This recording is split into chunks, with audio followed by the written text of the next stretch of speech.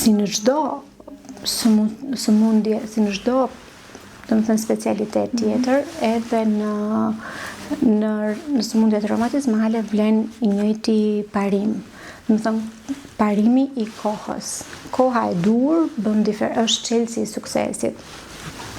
Le të themi që për shumë sëmundje, ose pothuajse për gati të gjitha sëmundjet, zhvillohen në 2 etapa. Etapa ku dëmtimet janë të rikthyeshme dhe etapa ku dëmtimet janë të parikthyeshme. Nëse ne ndërhyjmë në etapën e parë, shanset për sukses janë të larta. Çfarëdo gjëje që të bëjmë në etapën e dytë, shanset për sukses janë të diskutueshme.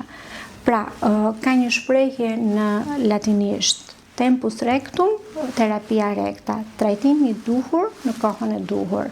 Pra, sa më herët të ndërhyet, sa më herët të vendoset diagnoza, aq më e sigurt është edhe efikasiteti ndaj trajtimit.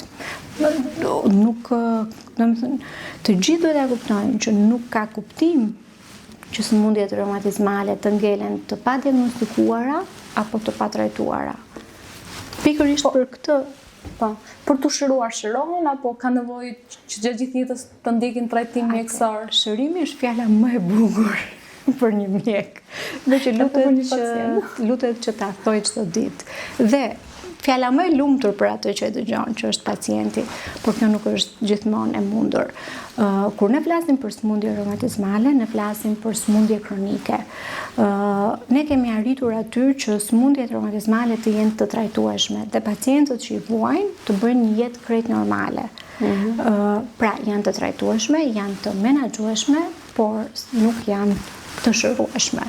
Po në momentin që kapet edhe fazat e hershme, shumica që ta menaxhosh me një dietë dhe një aktivitet fizik. Atëherë të bjerë krysi, kjo si mendësi nuk është e mundur. Për sëmundjet për cilat po flasim, për sëmundjet ku hyn në lojë sistemi imun, ato janë sëmundje kronike.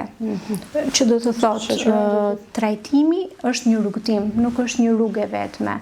Është një rrugëtim ku aleati më i mirë për pacientin është gjithmonë mjeku. Kjo nuk do të thotë që pacienti nuk do të bëjë një jetë normale. Nëpërmjet trajtimit mund të bëjë një jetë normale pa shmangur asgjë nga çfarë bënte më përpara, por duhet të kapet herët dhe të trajtohet herët. Po ju në praktikën tuaj të përditshme, çfarë gabimesh më të zakonshme shikoni që bëjnë pacientët? Gabimet është pikërisht në çështje mendësie. Duke qenë se janë në efektin e gjykimeve familjare, shoqërore, mendojnë se reumatizma prek vetëm kyçet, që nuk është e vërtet. Mendojnë se sëmundjet reumatike do marrë këtë mjekimin këtë radhë dhe mbyllet me kaq.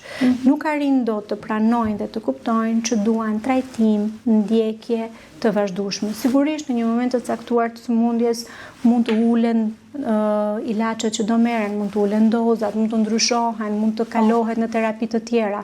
Por duhet të kuptojnë që observimi do të jetë i vazhdueshëm, vigjilenca duhet të jetë e vazhdueshme. Është vështirësi shumë e madhe dhe mendësi shumë e vështirë për të thyer.